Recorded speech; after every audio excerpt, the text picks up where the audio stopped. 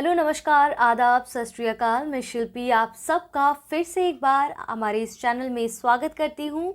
आज के लेक्चर 6 में आप सबका मैं यहाँ पर एक बार ज़ोरदार तरीके से स्वागत करती हूँ। आई होप आप सब मस्त होंगे, व्यस्त होंगे और अच्छे से पढ़ाई कर रहे होंगे। जो भी चीज़ें नहीं समझ आ रही हैं आप मुझसे उसके लिए टेलीग्राम चैनल पर, मेरे इंस्टाग्राम चैनल पर आप मुझसे पूछ सकते हैं। आज यहाँ पर हम लेक्चर 6 में महिलाओं की भूमिकाओं के पार्ट 2 को देखने वाले हैं। पार्ट 1 में काफ़ी कुछ कवर किया है। अगर आपने वो लेक्चर नहीं देखा है तो प्लीज़ पहले उस लेक्चर को जाके देखिए, तब इस लेक्चर को देखिएगा तो एक फ़्लो चलता रहेगा, ठीक है, एक रिदम चलेगा। तभी आप समझेंगे कि पहले क्या पढ़ा है, वो क्यों ज़रूरी था, इसको पढ़ना क्यों ज़रूरी है। जैसा कि आप स्क्रीन पर देख रहे हैं, आज हम यहाँ पर अर्थव्यवस्था में महिलाओं की बात करेंगे, रक्षा बल में महिलाओं की बात करेंगे। जो एक टर्म हम पढ़ रहे थे, स्टेम की बात कर रहे थे, उसमें महिलाओं की भूमिकाओं की बात करेंगे, उसके डाटा को समझेंगे, उनके समक्ष चुनौतियाँ क्या हैं, उनके रक्षा उपाय की क्या बात की गई है, गवर्नमेंट के क्या इनिशिएट्स हैं, उन सब चीज़ों को ओवरऑल हम यहाँ पर बात करेंगे। तो चलिए समय ज़ाया ना करते आगे बढ़ते हैं। जो लोग मुझे नहीं जानते आप मुझे फॉलो कर सकते हैं, मेरे इंस्टाग्राम चैनल पर मुझे फॉलो कर सकते हैं। कोई क्वेरी तो वहाँ पूछ सकते हैं, वहाँ भी आपको अपडेट्स मिल जाएंगे। ये मेरा टेलीग्राम चैनल है शिल्पी वर्मा 22, जहाँ पर मेरे द्वारा पढ़ाए गए सारे PDF आपको मिलेंगे, वीडियो के लिंक्स भी मिल जाएंगे। और मैंने जैसा कि बोला कि लाइव हम आएंगे मंडे को, तो वो सारी चीज़ें भी आपको जो है मिल जाएंगी, ठीक है। वो बताते रहेंगे कब कब लाइव आना है। फिलहाल के लिए आगे बढ़ते हैं, आज के इस लेक्चर में मूव करते हैं महिला और भारतीय अर्थव्यवस्था, ठीक है। जैसे हमने लास्ट लेक्चर में देखा महिलाओं का राजनीति में क्या योगदान है, शिक्षा के क्षेत्र में महिलाओं की क्या भूमिका है, चाहे वो घर के कामकाज हो तो क्या भूमिका है। एक लाइन आपने सुनी होगी कि महिलाएं जो है काम से काम पर वापस आती हैं। एक पुरुष घर के कामों में 2 से 3 घंटे ही लिप्त रहता है पूरे दिन में, लेकिन वहीं महिलाएं घर के कामों में 10 से 12 घंटे लिप्त रहती हैं। इसके बाद अगर हम नौकरी की बात करें वो तो अलग ही है, तभी कहा जाता है कि महिलाएं काम से काम पर वापस आती हैं। तो यहाँ कह रहे हैं अलग अलग गतिविधियों के माध्यम से वैश्विक अर्थव्यवस्था में एक बहुत महत्वपूर्ण योगदान देने के बावजूद महिलाएं दुनिया के सबसे आर्थिक रूप से वंचित समूह में से एक है। आप देखेंगे घर का जो इतना बड़ा कामकाज संभाल रही हैं वो, इसका क्या पेमेंट है, उनका कोई पेमेंट नहीं, उनका कोई पेमेंट नहीं, तो उनका अर्थव्यवस्था में क्या रोल है, उनका GDP में क्या रोल है, इस संदर्भ में कुछ नहीं है। तो कहीं ना कहीं विकास को अवरोध उत्पन्न हो रहा है ना। तो इसके लिए शिक्षा, जागरूकता, महिलाओं को अपने अधिकारों के बारे में पता होना बहुत ज़रूरी है, ठीक है। बात करें ग्रामीण महिलाएं, तो वो तो दोहरी भूमिका का निर्वहन करती हैं। उनकी एक भूमिका परिवार के भोजन और अन्य आवश्यकताओं को पूरा करने की होती है। वहीं दूसरी ओर अगर वो पंचायत स्तर पर काम कर रही हैं, पंचायत लेवल पर वो काम कर रही हैं, तो सरपंच होने की भी एक भूमिका निर्वाह करती हैं। वहीं शहरों में आप देखेंगे तो शहरी क्षेत्रों में ज़्यादा काम है, तो जॉब में इन्वॉल्वमेंट महिलाओं का रहता है, तो वो भी बहुत बड़े स्तर पर दोहरी भूमिका निभा रही हैं, ठीक है। तो फैक्ट्स क्या क्या हैं, जैसे इसमें अब ग्लास सीलिंग इफेक्ट है। ग्लास सीलिंग इफेक्ट मतलब किसी भी बाधाओं को तोड़ने की बात यहाँ कर रहा है। तो इसकी बाधा की व्याख्या क्या करता है, ग्लास सीलिंग इफेक्ट की गुप्त छिपी बाधाओं के लिए एक रूपक के रूप में की जाती है जो अल्पसंख्यकों और महिलाओं को पदोन्नति प्राप्त करने, वेतन में वृद्धि और बेहतर अवसरों को प्राप्त करने से रोकता है। मतलब एक बैरिकेड है, वही पितृसत्तात्मक बैरिकेड हो सकता है या रूढ़िवादी सोच हो सकती है, शिक्षा का ना होना, जागरूकता का ना होना, ये सब क्या है, अवरोध ही तो है इनका, इस तरह से अर्थव्यवस्था के साथ ताल से ताल ना मिला पाना। तो ग्लास सीलिंग इफेक्ट जैसा टर्म आप यूज़ करेंगे, किस तरह से बाधाओं को तोड़ने की, यहाँ पर ये जो बैरियर हैं उनको तोड़ने की बात करते हैं कि जब टूटेंगे तो वो अपने सही अवसरों को प्राप्त कर पाएंगी, ठीक है। SDG 5 जैसे SDG 4 में हमने समझा था कल के लेक्चर में, ठीक है। वैसे सस्टेनेबल डेवलपमेंट गोल्स जो 17 हैं उसमें से हमने कल SDG 4 को समझा था। आज हम यहाँ पर SDG 5 को यहाँ पर समझ रहे हैं, ठीक है। इसकी डिटेल में वीडियो भी आएगी, आप निश्चिंत रहें, ठीक। तो क्या कह रहे हैं, लैंगिक समानता हासिल करना, सभी महिलाओं और लड़कियों को सशक्त बनाना है, पावरफुल बनाना है। तो SDG का गोल नंबर 5 आपको ये कहता है यहाँ पर, ठीक है। भारत का संविधान क्या कहता है, आर्टिकल 39 कहता है कि पुरुष और महिला दोनों के लिए समान काम के लिए समान वेतन मिलेगा। तो इस तरह के फैक्ट्स आपको उसमें डालने हैं, जो संवैधानिक प्रावधान है कॉन्स्टिट्यूशन में, जो अनुच्छेद दिए गए हैं वो आपको अपने आंसर राइटिंग में डालने होंगे। मैं बार बार कहती हूँ कि 10% आपका इंट्रोडक्शन रहता है, 80% आपका मेन बॉडी रहता है और 10% आपका क्या रहता है, कंक्लूजन रहता है। और कुछ कंक्लूजन इस तरह के आप पहले से ही बनाकर अपने नोट्स बना सकते हैं, ताकि आप उसे अपने इस तरह का कोई टॉपिक आता है तो उसके अंतर्गत इस तरह की चीज़ों को डाल सकते हैं। अब यहाँ पर समझिए जो वर्क प्लेस है, कार्यबल में महिलाओं की क्या स्थिति है। जैसे भारत में प्रेजेंट टाइम में अगर देखेंगे, वाइट कॉलर की जो नौकरियाँ होती है ना, यानी कि उच्च वेतन उच्च कौशल वाली नौकरियाँ, वही ब्लू कॉलर नौकरियाँ जिसमें शारीरिक श्रम लगता है, ठीक है। और महिलाओं का प्रतिनिधि इनमें वाइट कॉलर और ब्लू कॉलर में रेशियो वाइज देखा जाए तो कम है। हालांकि ऐसा नहीं कि बिल्कुल नहीं है पर कम है अभी। यही शिक्षक बनने की बात आती है। आप सुनते होंगे अमूमन कहते हैं ना कि अरे भाई लड़कियां बीएड कर लें और टीचिंग का काम करेंगी तो सबसे अच्छा काम संभाल पाएंगी। यानी कि कम वेतन वाली जो इस तरह की पिंक कॉलर नौकरियां, उसमें महिलाओं की अधिकता ज़्यादा है। और भाई ये क्यों है? क्योंकि समाज में एक रूढ़िवादी सोच व्याप्त है। समाज में महिलाओं को अधिकारों से वंचित किया जा रहा है, समाज में महिलाओं को शिक्षा से वंचित किया जा रहा है, उनको बताया जाता है, उनकी अपब्रिंगिंग में डाला जाता है कि तुम ये काम नहीं कर सकते। आप सेना में देखेंगे कि हाल फिलहाल में ही अभी आपने सुना होगा, जैसे कुछ उदाहरण अगर प्रस्तुत किया जाए तो महिलाओं ने रक्षा बलों में महिलाओं का कितना बड़ा योगदान है। जैसे 26 जनवरी में जो परेड निकली थी उसमें देखा आपने कैसे महिलाएं लीड कर रही थी, ठीक है। रक्षा बल में आपने देखा होगा कि जैसे काफ़ी ज़्यादा उनका योगदान रहता है इस तरह से। जैसे भावना कंठ हो गया, अवनी चतुर्वेदी हो गया, किस तरह से एयरफोर्स में अपना इनका एक अपना रोल है। जैसे शिवा चौहान की जो नियुक्ति हुई है, लद्दाख में पहली ऐसी गर्ल है जो टॉप रैंक पे वहाँ पर पहुँची हैं, है ना। तो ये उदाहरण आप लिखिए, बताइए कि ऐसा नहीं है कि सिर्फ इसी क्षेत्र में है, मात्र बीएड करके शिक्षिका नहीं बनी है महिलाएं, साइंटिस्ट भी हैं, उसके उदाहरण भी आपके पास कई सारे हैं। तो ये करंट से जुड़े रहने पर ही आपको पता चलेगा, ठीक है। कार्यबल में महिलाओं का इंपॉर्टेंस क्या होगा। जैसे अगर महिलाएं कार्यबल में जुड़ेंगी तो मैकेंजी की एक रिपोर्ट है, वो कहती है कि लैंगिक समानता सुनिश्चित करने के लिए भारत की वार्षिक जीडीपी में 1.4% की वृद्धि होगी। अगर इस तरह से कार्यबल में, वर्क प्लेस में उनका योगदान होगा तो जीडीपी में इतनी वृद्धि हो जाएगी, ठीक है। राष्ट्रीय परिवार स्वास्थ्य सर्वेक्षण के अनुसार ये सब नाम लिखते रहिएगा। जिन घरों में महिलाएं कामकाजी हैं उन घरों में महिलाओं के पास निर्णय लेने की शक्ति अधिक होती। बट ऑब्वियसली कल के लेक्चर में ये बोला, आप जब आर्थिक रूप से स्वतंत्र होते हैं तो आप निर्णय लेने में भी स्वतंत्र होते हैं कहीं ना कहीं, ठीक है।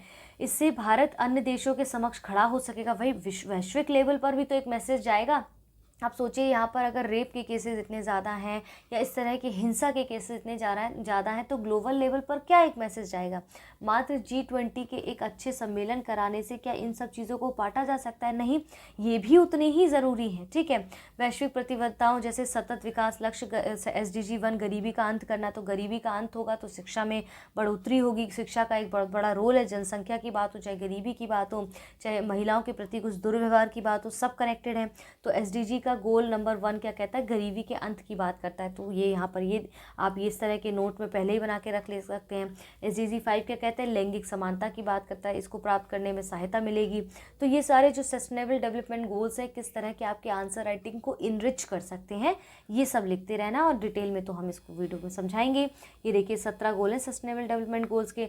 अब ये देखेंगे जब वो वीडियो में आपको दूंगी तो उसमें बताऊंगी कि ये जो सस्टेनेबल डेवलपमेंट गोल्स हैं ये किस हद तक इनकी समय सीमा क्या है और ये किस हद तक जो है वहाँ पर अचीव किए गए हैं। भारत में अगर हम बात करें तो जेंडर 5 SDG 5 जेंडर इक्वालिटी की बात करता है, SDG 1 नो पॉवर्टी की बात करता है। कार्यबल में महिलाओं की भागीदारी को बढ़ावा देने के लिए कुछ पहल कुछ लाई गई, इनिशिएटिव्स लाई गए, जैसे कि मातृत्व लाभ संशोधन अधिनियम 2017 में जो आया था। इसमें क्या हुआ था कि इसमें समवैतिक, ठीक है, वेतन के साथ मातृत्व अवकाश की अवधि को 12 सप्ताह से बढ़ाकर 26 सप्ताह कर दिया। इसके नेगेटिव इम्पैक्ट भी पड़ते हैं। ये देखिए पॉजिटिव इम्पैक्ट है कि चलो महिलाओं के हित में बात की जा रही है, लेकिन बहुत जगह पे प्राइवेट सेक्टर्स में भी आप देखेंगे कि महिलाओं को फिर जॉब मिलने में थोड़ी सी समस्या आती है, क्योंकि उनको लगता है यार देखिए हर महिला इस प्रोसेस से तो गुजरेगी, है ना, अधिकतर महिलाएं इस प्रोसेस से शादी के बाद गुजरेंगी, तो उनको लगता है उस दौरान पे भी अगर ये काम करेंगे तो हमको फ्री में पैसा देना पड़ेगा और इतना पैसा देना पड़ेगा। तो कहीं ना कहीं उनकी नियुक्ति में भी थोड़ी सी चुनौतियां इस चीज़ को लेकर आती है। तो हर सिक्के के दो पहलू हैं। वेतन संहिता लैंगिक आधार पर भेदभाव को रोक लगाती है, तो ये भी एक इनिशिएट लाया गया वेतन संहिता के द्वारा।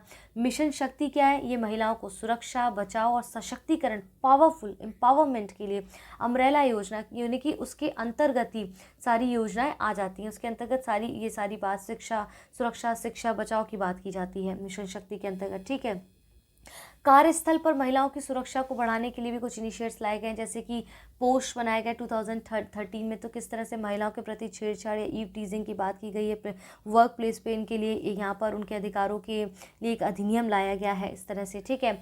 कार्यबल में महिलाओं की कम भागीदारी के पीछे के कारण क्या है, जैसे पारिवारिक जिम्मेदारियां, सामाजिक मानदंड। पारिवारिक जिम्मेदारियां क्या कि भाई वो परिवार संभालेंगी। ज़्यादातर आप देखेंगे जब त्याग करने की बात आती है ना मेल और फीमेल में, तो कहा जाता है अरे लड़कियां, अरे तुम अपना काम छोड़ के घर संभालो। ये स्वरूप, ये क्या है, ये स्टीरियोटाइप ही तो है जो बदल ही नहीं रहा है ना। सामाजिक मानदंड है कि उनको निर्धारित किया जाता है कि तुमको घर का काम करना है, तुमको बाहर का काम करना है, तुम ये काम नहीं कर सकती हो, तुम ये काम नहीं कर सकते हो।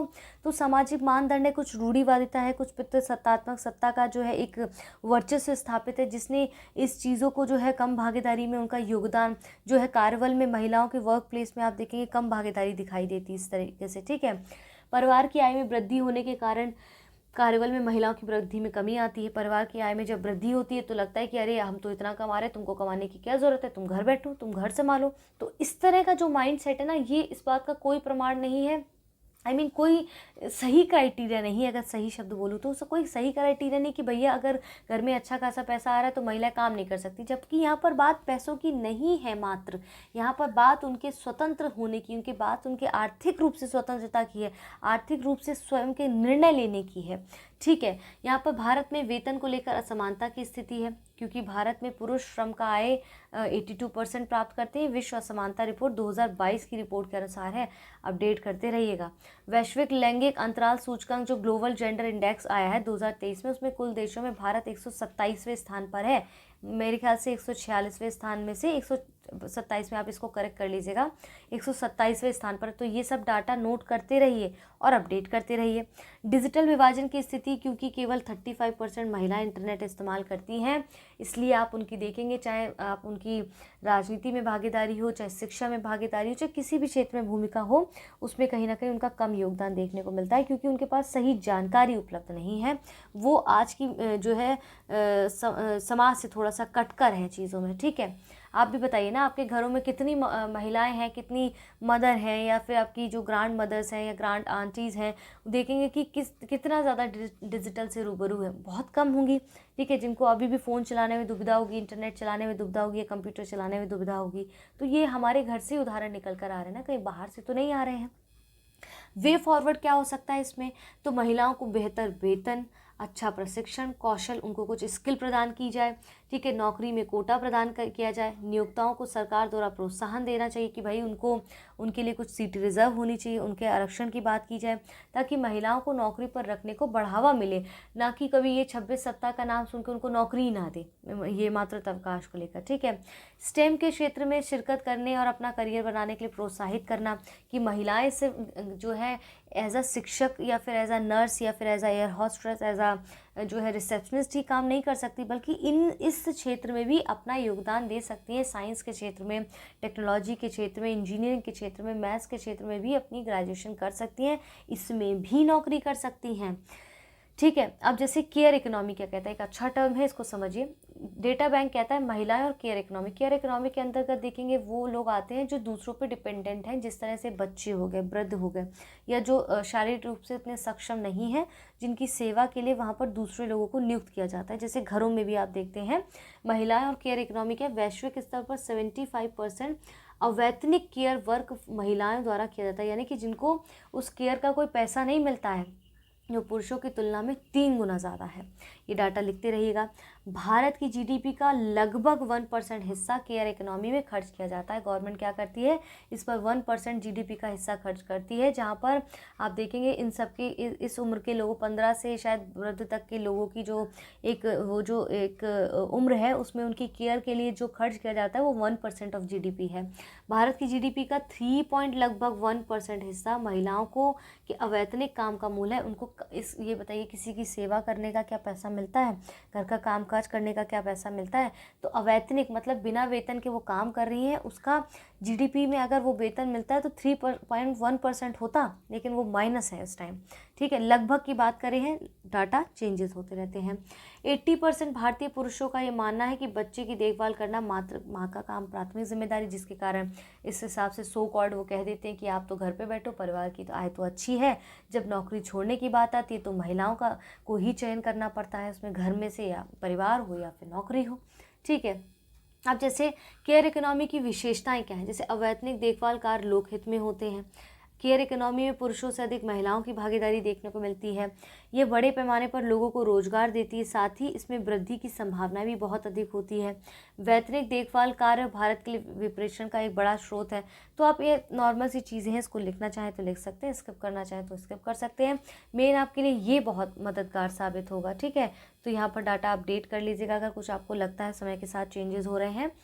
इसके बाद हम बात करते हैं, जैसे हमने राजनीति में महिलाओं की हिस्सेदारी देखी, शिक्षा में देखी, अर्थव्यवस्था में देखी हमने, ठीक है। वैसे ही हम देखते हैं विज्ञान के क्षेत्र में महिलाओं की क्या जो है भागीदारी है, फिर हम समझेंगे यहाँ पर। इसके बाद विज्ञान के क्षेत्र में देखेंगे, फिर रक्षा बलों में देखेंगे, फिर हम देखेंगे कृषि के क्षेत्र में भी जब हम समझेंगे तो महिलाओं की क्या जो है नेक्स्ट लेक्चर में क्या भागीदारी है।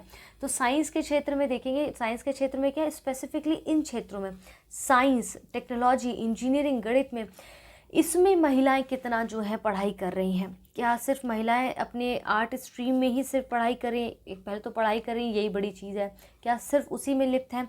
तो एक लीकी पाइपलाइन करके एक चीज़ें हैं जहां पर आप देखेंगे कि कैसे हायर एजुकेशन या एजुकेशन में स्टेम सेक्टर में महिलाओं की क्या भागीदारी। आप देखेंगे स्टेम सेक्टर में हमारे भारत की अगर बात करें तो लगभग 45% जो महिलाएं हैं वो ग्रेजुएट होती हैं, ठीक है, ग्रेजुएट होती हैं इसमें। लेकिन मात्र जॉब की जब बात आती है तो इसमें से मात्र 14% महिलाएं ही जॉब कर रही हैं इस क्षेत्र में, इस स्ट्रीम के बाद। समझ रहे हैं आप? विडंबना देखिए, माफ़ी चाहती हूँ पीछे से नॉइस आ रहा है, ठीक है। विडंबना देखिए, बात जब आती है ग्लोबल लेवल पर, इंटरनेशनल लेवल पर, ग्लोबल एवरेज देखेंगे तो 35% जो महिलाएं हैं वो इस क्षेत्र में पढ़ाई कर रही हैं, ग्रेजुएट हो रही हैं, और जॉब उसमें से 30% कर रही हैं। तो एक रेशियो कहीं ना कहीं थोड़ा बैलेंसिंग है। पर यहाँ देखिए 45% ग्रेजुएट हो रही हैं, 14% मात्र महिलाएं इस क्षेत्र में जॉब कर रही हैं। तो ये विडंबना ही है, ठीक है। अब यहाँ पर इनका प्रतिनिधित्व क्या है, अलग अलग क्षेत्रों में अलग अलग प्रतिनिधित्व है। जैसे यहाँ पर देखिए समग्र रूप से लगभग 18% महिलाएं हैं, इंजीनियरिंग प्रौद्योगिकी में लगभग 14% है, प्राकृतिक विज्ञान और कृषि में लगभग 22% है। ये लगभग का आंकड़ा है, समय के साथ बदलता रहेगा। स्वास्थ्य विज्ञान में लगभग 24% महिलाओं की भागीदारी है, उसमें शिक्षा ग्रहण कर रही हैं। अब इसमें इस स्टेम में लैंगिक असमानता को बनाए रखने वाले कारण क्या क्या हैं, ऐसे क्या कारण हैं जिसके कारण इस क्षेत्र में महिलाएं शिक्षा नहीं ले पाती हैं, लैंगिक असमानता के वो क्या कारण हैं। जैसे दोहरी भूमिका सिंड्रोम, तो महिलाओं के व्यवसायिक जीवन के निर्णय काफ़ी हद तक उनकी घरेलू जिम्मेदारियों से प्रभावित होते हैं, ठीक है। लैंगिक रूढ़िवादिता कि भाई पुरुषों के सामने ये तो कहते हैं कि वो तो गणित या इंजीनियर बनेंगे, साइंस में जाएंगे, लड़कियों के लिए वही ऑर्थोडॉक्स और स्टीरियोटाइप सोच है। कहीं ना कहीं रूढ़िवादी सोच में आप देखेंगे एक उदाहरण ये भी है कहीं ना कहीं इनके ना करने का, कि उनके आज़ादी की बात करते हैं, उनकी स्वतंत्रता की बात करते हैं, उनकी रक्षा को लेकर क्या होता है कि जैसे अगर साइंस में जैसे लैब की ज़रूरत पड़ती है महिला को, किस पुरुषों महिला स्टूडेंट का नाम अगर हम लें स्पेसिफिकली, तो जैसे जो हॉस्टल में रहते हैं फॉर एग्जांपल, तो उनके साथ क्या होता है कि जो मेल पर्सन होते हैं उनको तो रात में कॉलेज में जाकर लैब में वहाँ पर रिसर्च करने की ज़रूरत पड़ती है, क्योंकि दिन में क्या होता है कि डे स्कॉलर्स भी होते हैं, हॉस्टलर्स भी होते हैं, तो रश बहुत होता है। तो बहुत बार हॉस्टलर्स सोचते हैं कि चलो रात में जाकर, उनके पास ये अपॉर्चुनिटी, तो रात में जाकर लैब में काम कर लेंगे। अब महिलाओं के साथ क्या होता है कि रात में शाम को 6 या 6:30 बजे के बाद तो हॉस्टल से बाहर निकलने की सुविधा ही नहीं होती, सेम घर से भी वही स्थिति है, तो वो वहाँ पर लैब में जाकर रिसर्च नहीं कर पाती, जबकि पुरुषों को वो सुविधा मिल जाती है। तो कहीं ना कहीं वो इस चीज़ से वंचित रह जाती हैं, और कहीं ना कहीं ये जो एक स्वतंत्रता की बात है ना, सारा मुद्दा उसी बात का है कि वो स्वतंत्रता कहीं ना कहीं हर क्षेत्र में उनका अवरोध पैदा करती है, जो स्वतंत्रता नहीं मिलती है उनको, ठीक है। तो एक रूढ़िवादी सोच है, कहीं ना कहीं इसको जो है बौद्धिक रूप से कमज़ोर बनाती है। उपयुक्त कार्यस्थल का अभाव, यात्रा भत्ता, आवास, मातृत्व लाभ जैसे अन्य लाभों का ना होना भी महिलाओं को स्टेम में करियर बनाने से रोकता है। स्टेम जैसे आप नॉर्मल पढ़ाई के लिए तो लड़कियों को शिक्षा देने में आपको असुविधा हो रही है, जब यहाँ पर साइंस स्ट्रीम की बात की जाएगी, टेक्नोलॉजी की बात की जा रही है, इंजीनियरिंग की बात की, इसमें ज़्यादा पैसे लगते हैं शिक्षा में, तो वहाँ तो कहीं ना कहीं अवरोध उत्पन्न होगा ही उनको पढ़ाने में, ठीक है। स्टेम क्षेत्र में अभिरुचि बढ़ाने के लिए, प्रेरित करने के लिए लड़कियों के पास इस क्षेत्र से जुड़े कुछ रोल मॉडल्स की भी कमी है। जब उनको पढ़ाया ही नहीं जाएगा तो बड़े स्तर पर जाकर या बड़े लेवल पर जाकर आगे जाके रोल मॉडल्स भी तो फिर उस हिसाब से होंगे ना। तो कहीं ना कहीं रोल मॉडल्स भी बहुत कम है हमारे देश में, ऐसा नहीं कि नहीं हैं तभी तो एग्जाम्पल्स दिए जा रहे हैं ना। तो रोल मॉडल कम होने की वजह से उनको लगता है अरे इतने कम रोल मॉडल्स हैं या उन्होंने तो नहीं किया तो हम क्यों करें, या फिर परिवार भी इस चीज़ में कहीं ना कहीं पीछे हट जाता है, तो वो चीज़ भी है। अब इस क्षेत्र में सरकार के द्वारा क्या कदम उठाए गए, इनिशिएट्स उनके क्या क्या हैं, क्या पहले हैं, जैसे विज्ञान ज्योति गई स्टेम को लेकर कि मेधावी छात्राओं के लिए हायर एजुकेशन या हाई स्कूल के स्तर पर समान अवसर दिया जाना चाहिए ताकि वो हायर एजुकेशन का चुनाव कर सकें, उनको लाभ भी तो पता हो इस चीज़ का, तभी तो वो इसका जो है भरपूर जो है इस्तेमाल कर पाएंगी या इसका चयन कर पाएंगी। किरण यानी कि शिक्षा द्वारा अनुसंधान विकास में ज्ञान की भागीदारी एक योजना है। ये योजना महिला वैज्ञानिकों को प्रोत्साहित करने के लिए विज्ञान और प्रौद्योगिकी विभाग ने शुरू किया था। किसने? विज्ञान और प्रौद्योगिकी ने इस महिला विज्ञानियों के प्रोत्साहन करने के लिए इसको शुरू किया गया। ये बहुत ही इंपॉर्टेंट इनिशिएट्स हैं, इस संदर्भ में ज़रूर मेंशन करिए, चाहे विज्ञान के क्षेत्र में आप करें इसको, चाहे शिक्षा के क्षेत्र में करें, दोनों में आप इसका इस्तेमाल कर सकते हैं। अब वे फॉरवर्ड क्या हो, आगे कैसे चीज़ें सुधारी जा सकती, जैसे महिला मंच या कामकाजी माता।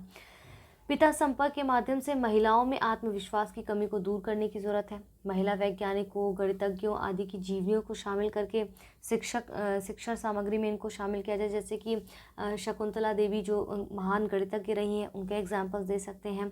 सामग्री में लैंगिक पूर्वाग्रह से जुड़ी समस्याओं का समाधान करने की ज़रूरत है। वैज्ञानिकों में इसरो में देखेंगे अभी जो हमारा चंद्रयान लॉन्च हुआ उसमें कैसे महिलाओं की बहुत बड़ी भागीदारी रही है। पितृत्व अवकाश की सुविधा होनी चाहिए, यानी कि पितृत्व का सुविधा यहाँ पर की जानी चाहिए, ठीक है। महिलाओं को प्रसव के बोझ जो है करियर में उत्पन्न होने वाली बाधाओं को पार करने में मदद मिलेगी, ठीक है। अब यहाँ तक हमने समझा, इनकी अर्थव्यवस्था की स्थिति को समझा, शिक्षा को देखा, विज्ञान के क्षेत्र में देखा। अब हम यहाँ पर समझते हैं कि भारत में जब हमने कहा कि हम हर भूमिका को समझने का प्रयास करें तो कृषि भी एक भूमिका है।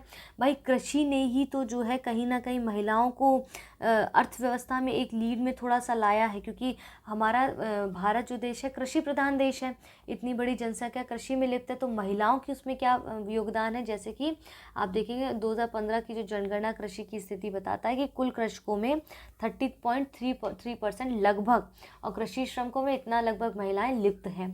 अब इनके समक्ष समस्याएं क्या आती हैं, अब क्यों ऐसी दुविधा है जिसमें कृषि में महिलाएं योगदान कम दे पाती, क्यों?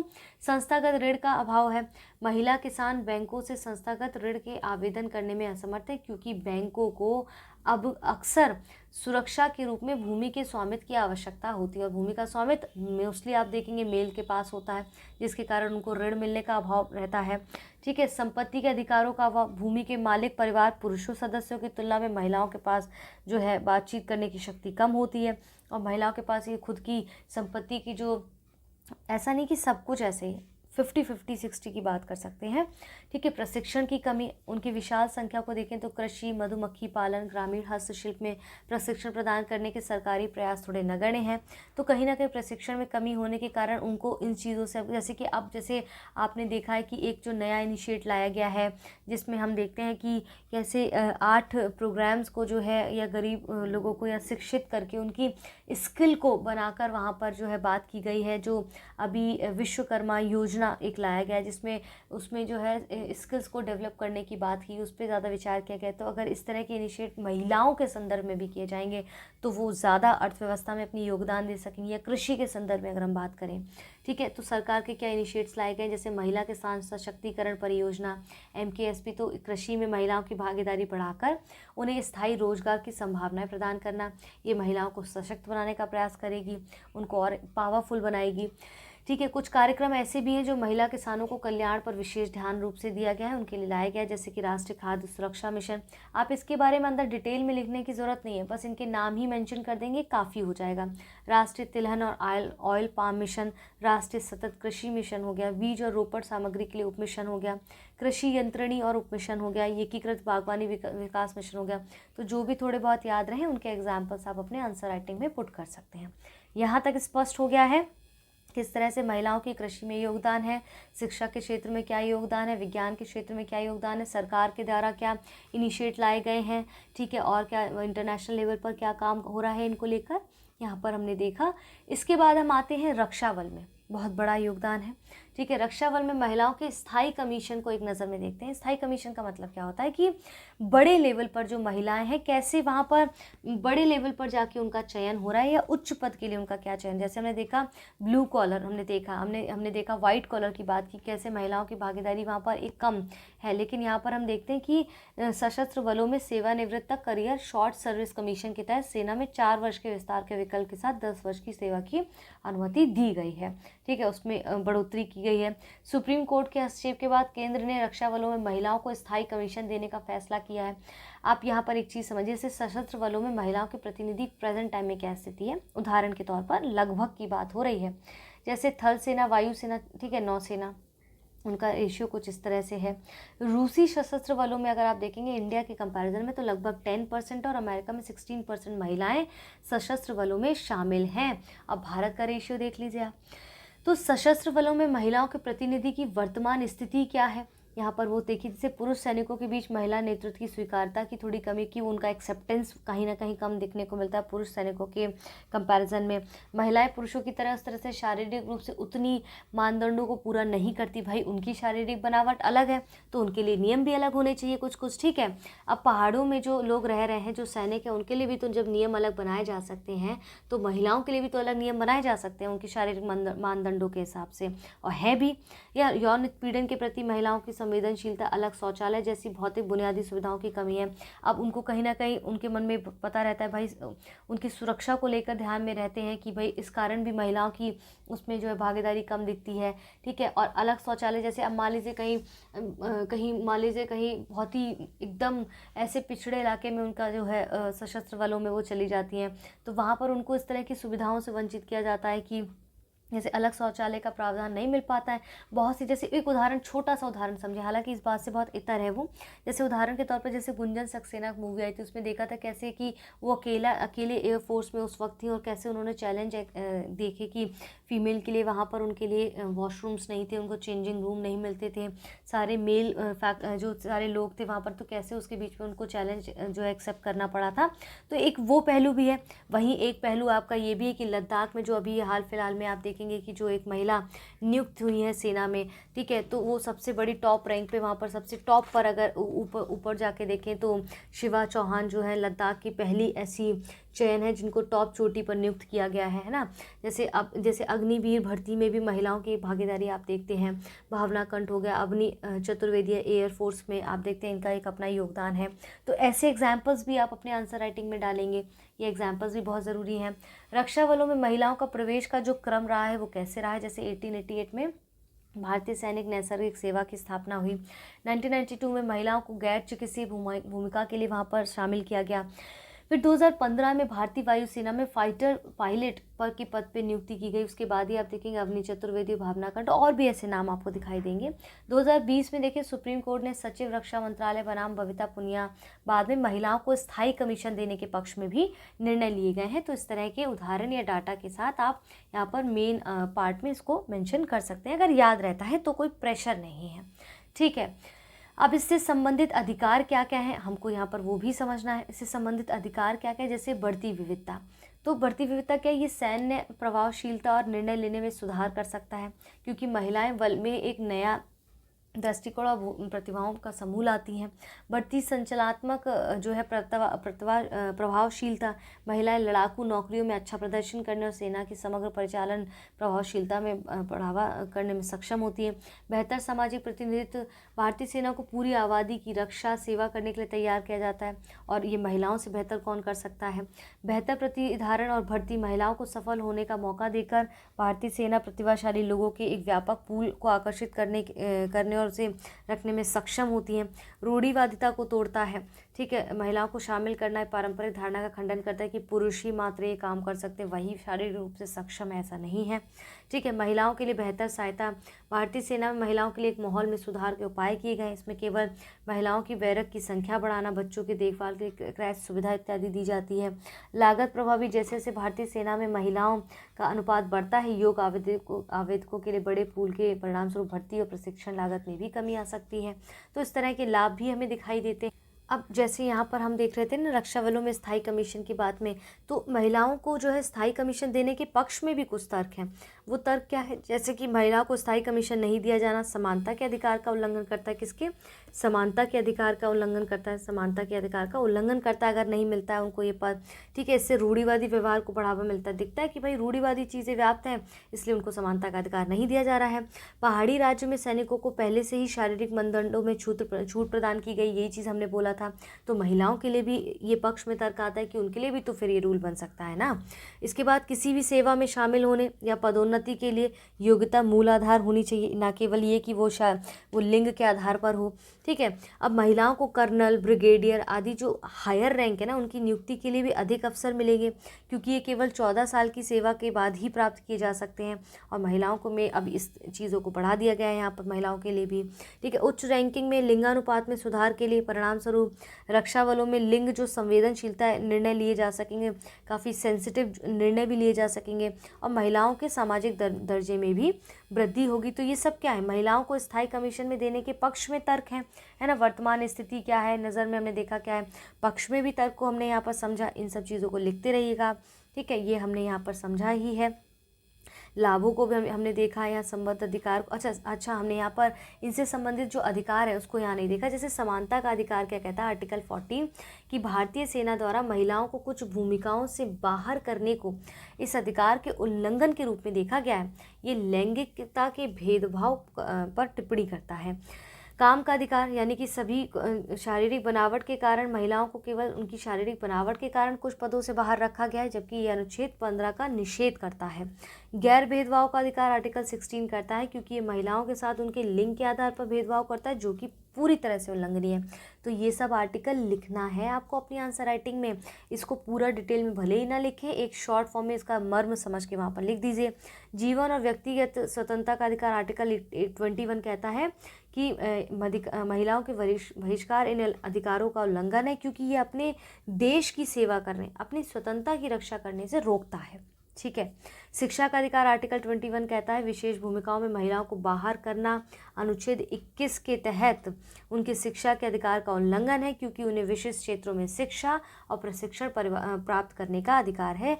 यहाँ पर समानता के अधिकार के उल्लंघन की बात समानता के अधिकार के उल्लंघन की बात की गई है, ठीक है। अभिव्यक्ति की स्वतंत्रता, फ्रीडम ऑफ स्पीच की बात आर्टिकल 19 क्या कहता है, महिलाओं को व्यक्त करने के लिए कि वे कौन है, क्या करने की सक्षम है, आप अपने काम का उपयोग करने की क्षमता से उनको बाहर रखा गया है। तो कहीं ना कहीं फ्रीडम और स्पीच का भी इस तरह से उल्लंघन होता है ना।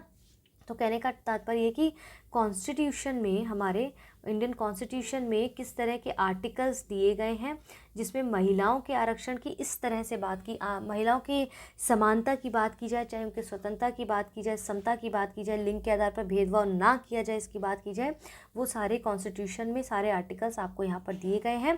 इसको नोट कर लीजिएगा, याद करने की कोशिश करिए, और जब आप पॉलिटी पढ़ेंगे तो इससे कैसे प्रश्न आपके पीटी में भी बनेंगे तो काफ़ी महत्वपूर्ण साबित होगा, ठीक है। यहाँ पर लाभ हमने देख ही लिया है। अब महिलाओं की समस्या, उनसे रक्षोपाय की बात हमने पढ़ा था ना कि महिला उनसे उनके क्या भूमिका है, ठीक है, महिला की समस्या क्या है, उनकी रेमेडीज़ क्या हो सकती हैं, महिला संगठन का क्या रोल है, कैसे वो मेन स्ट्रीम में महिलाओं को ला रही है। उसी कड़ी में एक बात कही जा रही है कि स्वतंत्र भारत में महिलाएं जो हैं तो कंपैरेटिवली सम्मानजनक स्थिति में तो हैं। कुछ समस्याएं हैं जो सदियों से महिलाओं को परेशान कर रही है, वो अब नहीं पाई जाती हैं, ठीक, पहले परेशान करती थी, जैसे सती प्रथा, विधवा पुनर्विवाह निषेध, देवदासी प्रथा, ये जब कुरीतियाँ थी ना तो वो अब लगभग समाप्त हो गई हैं। विज्ञान और प्रौद्योगिकी क्षेत्र में विकास, शिक्षा का सार्वभौमिकरण, ठीक है, सार्वभौमिकरण आपको देखने को मिलता है। इसके बाद आप देखते हैं सामाजिक राजनीतिक आंदोलनों की बात हो, चाहे आधुनिकीकरण की बात हो, शहरीकरण ने इसमें बहुत बड़ा रोल प्ले किया है, ग्लोबलाइजेशन ने महिलाओं को बहुत लिंक में लेकर आया है। इसी तरह के विकास में महिलाओं के प्रति लोगों के दृष्टिकोण में बदलाव आया, ठीक है। इसका मतलब ये नहीं है कि अब महिलाएं समस्याओं से पूरी तरह से आज़ाद हो गया है, मुक्त हो गई हैं। वर्तमान समय में भारतीय महिलाओं के समक्ष बहुत सारी चुनौतियां भी विद्यमान हैं, ठीक है। हर सिक्के के दो पहलू, मैं बार बार ये लाइन बोलती हूँ, अगर चीज़ों कुरीतियों में समाप्ति हुई है, जैसे सती प्रथा, विधवा पुनर्विवाह पे निषेध हुआ है, देवदासी प्रथा पे निषेध हुआ है।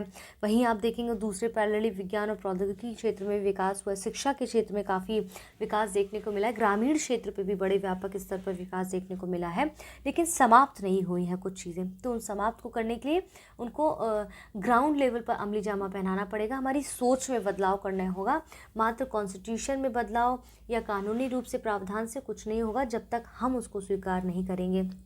तो आज के लेक्चर में इतना ही। हमारी वीडियोस को लाइक करना ना भूलें, मेरे चैनल को सब्सक्राइब करना बिल्कुल ना भूलें और मेरी वीडियोस को लोगों के साथ ज़्यादा से ज़्यादा शेयर करें ताकि सभी लोग और लोग भी इसका भरपूर लाभ उठा सकें। इतनी जो मेहनत आपके लिए की जा रही है वो सही जगह तक और पहुँचे, बस मेरी आपसे इतनी अपेक्षा है, इतनी कामना है। मेरी वीडियोज़ को लाइक करना ना भूलें, उनको शेयर करना ना भूलें। फ़िलहाल के लिए आज की इस वीडियो में इतना ही रखते हैं। कल मिलेंगे महिलाओं की भूमिका के पार्ट 3 में। पार्ट 2 को आज हमने यहाँ समझा, पार्ट 1 को कल हमने समझा था। बहुत बड़ा टॉपिक है, बहुत अच्छे से समझिए, धीरे धीरे समझिए, छोटे छोटे स्टेप्स लेके इसको समझने की कोशिश करिए। एक बार में समझ नहीं आता, 2 बार देखिए, 2 बार समझ नहीं आता, 3 बार देखिए, फिर भी समझ नहीं आता, आप मुझसे मेरे टेलीग्राम चैनल, मेरे इंस्टाग्राम चैनल पर कनेक्ट करिए। लाइव जब आती हूँ तो लाइव के दौरान आप मुझसे कोई भी प्रश्न पूछ सकते हैं, ठीक है? तो इस तरह की क्वेरीज आपकी दूर हो जाएंगी। तो फिलहाल के लिए आज के इस लेक्चर को यहाँ पर समाप्त करते हैं। जल्द मिलते हैं एक और नए लेक्चर के साथ। तब तक के लिए धन्यवाद।